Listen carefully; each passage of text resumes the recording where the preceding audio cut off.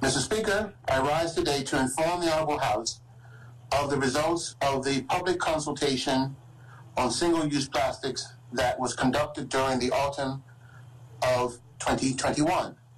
Honorable members will be aware that a policy was launched in August entitled Regulating Single-Use Plastics in Bermuda. Policy paper for public consultation. I would like to inform honorable members of the next steps that we intend to take to ensure realization of this third speech initiative. Mr. Speaker, you will be aware that the general public was asked to provide feedback on the policy paper and the proposals contained therein. I am happy to inform the Honorable House that the response was extremely good. The Bermuda Government Forum page has been in use for over 3 years now, and this request for feedback garnered the third highest public response in terms of ideas generated and the fifth highest in terms of numbers of participants, with nearly 60 unique respondents. The ministry also directly received a number of responses to the policy paper. Additionally, during the consultation period, 5 public information talks were held in conjunction with the Bermuda National Trust, Keep Bermuda Beautiful, the Chamber of Commerce, and Beyond Plastic. The talks were co-presented by a representative of the Ministry of Home Affairs, as well as from the Ministry of Public Works. Furthermore, I participated in a phone-in session on the radio on the topic of single-use plastics. In total, some 250 persons were registered for the public presentations, and the numbers reached by radio were likely substantial as well. Thus, in total, the ministry engaged with hundreds of persons during the public consultation period. I would like to take this opportunity to thank the public for their interest and engagement on this important initiative, Mr. Speaker. Mr. Speaker, we have undertaken a thorough analysis of the feedback from the public consultation based on the demographic data supplied by the respondents. The responses can be seen to be a good reflection of the Bermuda population as a whole. The respondents were both representative of residents by age and by place of residence in Bermuda. Mr. Speaker, the results from the public consultation are unequivocal.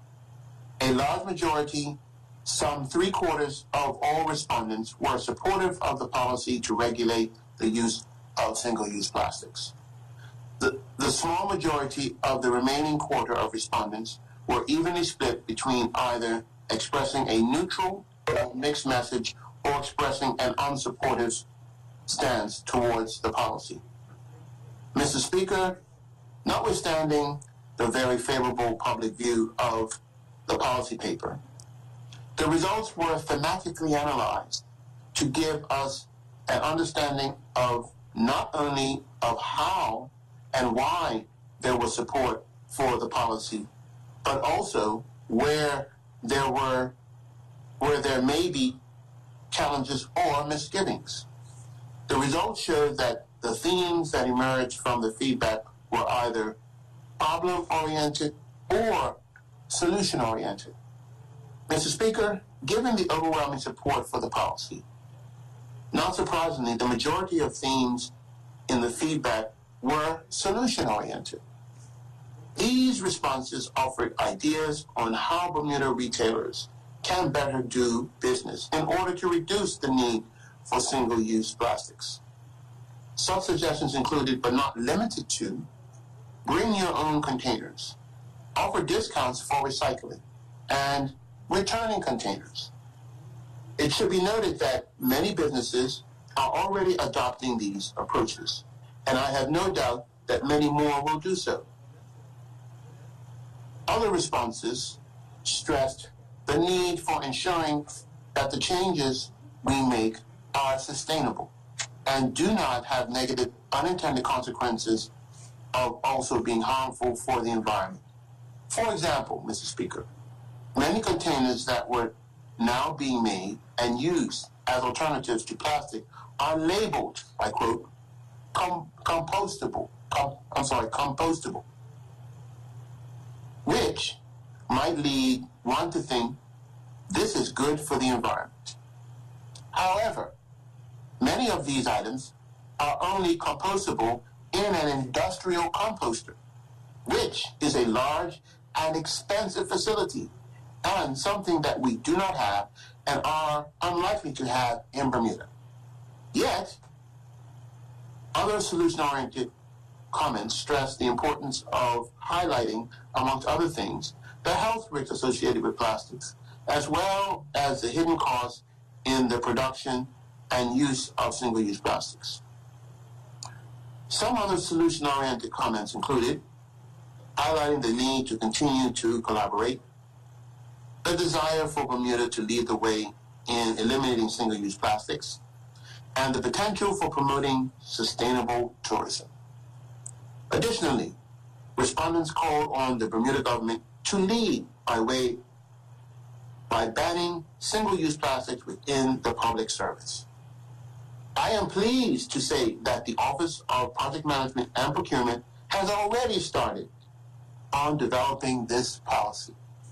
Mr. Speaker, in terms of where respondents felt there would be problems in implementing the policy, many responses focus on cost, noting that the potential for alternatives to plastic being more expensive and therefore driving up costs and having possible negative effects on the economy.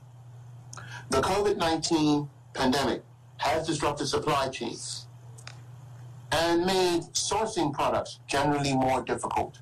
This was also highlighted as a concern. Finding replacement items that are not single-use plastic, with comments that it is important to not ban items that may not have alternatives available. Other commentators raised the issue of whether alternatives to single-use plastic were as sanitary or safe, with others asserting that foodstuffs that are not packaged in plastic potentially could have a shorter shelf life and therefore lead to potentially more wastage, again, driving up costs. Finally, others noted the need for plastic packaged goods such as water in times of natural disasters such as hurricanes. Mr. Speaker, in the spirit of continuing openness and consultation, I am pleased to state that the full analysis of feedback document undertaken by the ministry will be available on the Bermuda Government Forum page, www.forum.gov.bm, for the next week for everyone to download and to read. Mr. Speaker, as you move forward with the next steps, I have stated many times in numerous public arenas that it is the intention of the government to move forward with legislating single-use plastics in such a way as to have the largest possible positive impact on the environment and human health, whilst at the same time minimizing any negative economic impacts. We are cognizant of the need to ensure that the phased-out periods are both realistic and clearly communicated, that we make allowances for some single-use plastic items that do not currently have alternatives, and that exemptions based on medical and other grounds are made. We will continue to provide opportunities for further consultation with the public. We will be arranging meetings with those that may be most affected, particularly grocery stores, importers, the hospitality industry, restaurants and caterers, and retail outlets to obtain their feedback. In addition, We will be exploring the different ways in which government can assist businesses to manage the move away from single-use plastic, such as altering import tariffs to minimize any economic impacts. We will also continue with public education campaigns designed to support the behavioral changes that will be required from all of us. Mr. Speaker, in closing, I would like to thank once again the continued engagement of the Bermuda public, businesses, and interest groups in this initiative. I would like to thank those businesses such as Gibbons Company, The Marketplace, Nona's Kitchen, Rock Island Coffee, and others that have already embarked on implementing schemes and business practices that encourage their businesses and customers to reduce their reliance on single-use plastics. I strongly encourage everyone, and I repeat, everyone, to do the same. I would also like to recognize the work of both Beyond Plastic in assisting and consulting with businesses to help them move beyond plastic, and also the work of the Chamber of Commerce in liaising with its members to ensure we move forward together in progressing this initiative. Mr. Speaker, I will be remiss if I did not acknowledge the excellent work that has been produced by the ministry's policy analyst, Mr. David Northcott. Mr. Northcott has spearheaded this project from its inception, and he's been my eyes and ears to all matters concerning this initiative, Mr. Speaker, and I am profoundly grateful for his management of this project. Mr. Speaker, moving away from the current heavy reliance on single-use plastic will not be an easy task, but it is one that can be successfully tackled with sufficient collaboration, public education, and leadership. Thank you, Mr. Speaker.